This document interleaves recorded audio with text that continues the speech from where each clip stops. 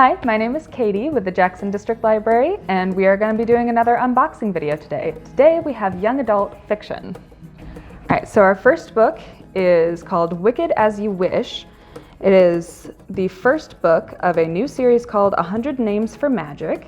First, do no harm. King thou may be. Thy divine right to magic is no cause to be as wicked as you wish. So it looks like this author also has another trilogy called the Bone Witch Trilogy, which sounds interesting to me. And it kind of looks like it might tie into like the King Arthur legends and such, because it mentions Avalon in here. So that could be worth checking out. Next, we have one called Girl Crushed. Hilarious and heartbreaking, often all at once. I loved Girl Crushed, which radiates with humor, awkwardness, and heart. It's a joy to have Katie Heaney's voice in young adult literature. Girl Crushed is the perfect book about queer longing, immediately relatable for anyone who's ever obsessed over someone impossibly cool. I'm smitten. So yeah, it's looking like it is focused on a relationship between two girls. It looks like they are high school seniors, according to the excerpt, saying Quinn Ryan has senior year all figured out. And it looks like it might also take place in a Starbucks, but not Starbucks. It looks like it's called Triple Moon. It does look like there's a little bit of language in here, so something to keep in mind.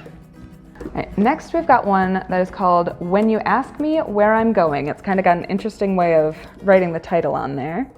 On the back it says, fold the unfinished poems of our people into paper lanterns and release them. Let light fill all the spaces where words cannot yet go. Scream so that one day 100 years from now, another sister will not have to dry her tears wondering where in history she lost her voice. So this one kind of looks like it's a mishmash of things. It's got things that look kind of like a family tree, and then it's got things that look like, like a diary entry. It's got some poetry throughout here. It's got some illustrations. So it looks like it's more kind of in the poetry realm, but well, it's got like writing prompts and such in here too. This is kind of neat. Yeah, so it looks like this is one that doesn't really have a set theme or anything to it. So if you're just kind of in the mood for something that you can just pick up and read a couple pages and see a few different things, this looks like it would be worth a check out. Let's see what we got next. Cinderella is Dead. All right, so this sounds already like it's going to be kind of a twist on a fairy tale, which I personally really enjoy. It's been 200 years since Cinderella found her prince, but the fairy tale is over. Ooh. It sounds like it's going to be after Happily Ever After, basically. So Kalynn Bayron does more than rewrite a fairy tale. She breaks it apart and rebuilds it into a wholly original and captivating story where girls finally decide for themselves who lives happily ever after. Yeah, so definitely a twisted fairy tale vibe. And I might be checking that one out later. Fractured Tide. 4 shipwrecked survivors, 1,000 ways to die. Okay, so this one sounds intense. I caught a horrific glimpse of an eye, huge and unblinking, through the orange glow, and then the sky tipped as our boat capsized and the world went dark. Yeah, so this sounds like it's a survival kind of action thriller type of deal. Yeah, sometimes surviving isn't enough. Yeah, that sounds intense. But if you're looking for something that's gonna be kind of more, as I've said, intense or action-y, that one might be a good one. All right, next up, we've got The Voting Booth, Make It Count. This one sounds like it's actually going to be a love story. An all-in-one-day love story, perfect for fans of The Sun Is Also a Star. So if you've read that book or seen that movie and really enjoyed it, this sounds like it would be a good one for you. Yeah, and it looks like it just is a romance that circles around going out and voting, so. Next up, we've got one called Stay Gold. And this one got my attention because I immediately thought of Outsiders for Stay Golden Pony Boy. And then I thought, no, that's just a connection that I'm making. But then it says, Pony just wants to fly under the radar for senior year. So I feel like this is all gonna have some references to the Outsiders. Just kind of more modernized, it kind of feels like. This is also looking like it will probably be kind of in the romance category as well. because it talks a little bit about Pony and his plans, and then it goes to Georgia is beginning to think there's more to life than cheerleading. So if it's not a romance, then it might be one of those of like, you know, unlikely friendships or things like that. It bounces around a little bit because it has your normal chapter set up, but then it also will jump into text messages between Pony and Georgia.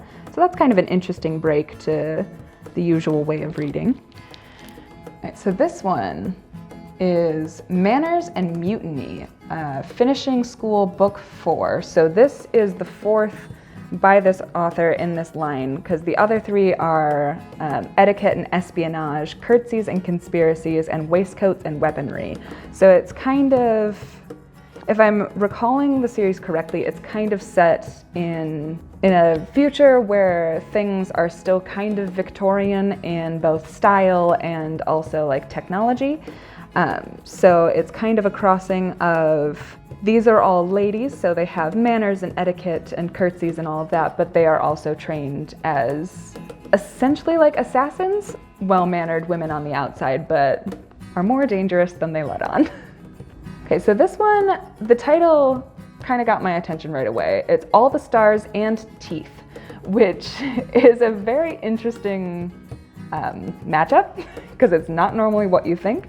It says princess, pirate, stowaway, mermaid. The crew makes the queen. This also seems a little like a twist on a fairy tale because it's kind of got, you know, it's got princess, pirate, mermaid, like things that kind of make you think of, you know, Peter Pan with the pirates, or mermaid, like Little Mermaid.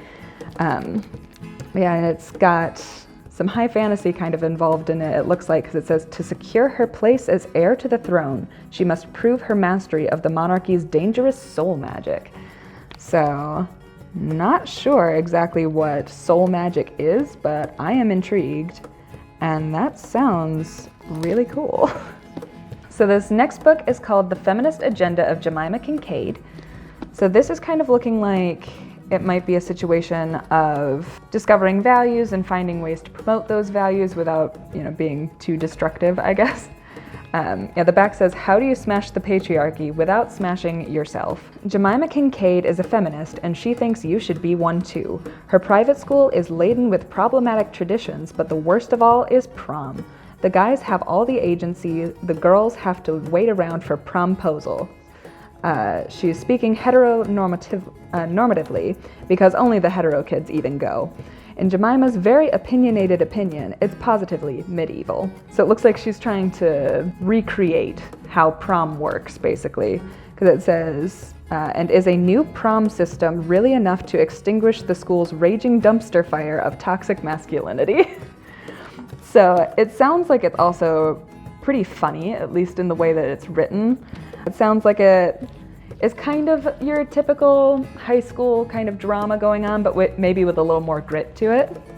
And so here we've got Music from Another World. All right, it starts off right in the back in big bold letters, gay rights are human rights. I pumped my fist with Peter and the others, shutting my eyes and relishing the motion. We marched for hours and wound up miles north of where we'd left Peter's car, surrounded by thousands of people, all of us chanting on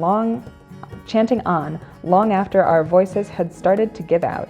Even though it was the middle of the night, I felt more awake than I could ever remember feeling. Okay, and this is also set in the 1970s, summer 1977. So this sounds very much like it's kind of an activist story. It sounds like it's mostly going to be focusing on like a march for gay rights and such. It's written as sort of like a journal or a diary, because each chapter starts off with the date. Oh, they're letters, because it's the date and then Dear Harvey, and then I'll end and then say yours truly Sharon, or it'll be yours Tammy. So these are all letters, it looks like, talking about what's going on. So that's a pretty cool structure, in my opinion. All right, so our final book in the box is called Ruthless Gods. And it says, darkness never works alone. So you can already tell that this is going to be pretty intense. Wicked saints serve ruthless gods in one of the most anticipated sequels of the year. Okay, so this is a sequel. Nadia doesn't trust her magic anymore. Seraphim is fighting off a voice in his head that doesn't belong to him. Malachi is at war with who and what he becomes. So the first book is called Wicked Saints. And it's the first book in her Something Dark and Holy trilogy. And it looks like it's set kind of in a gothic sort of world. So it seems kind of similar in nature to like if you like classic vampire stories or the classic monster books, that this might be up your alley. It might be one that I check out. That is all we have for our crate today.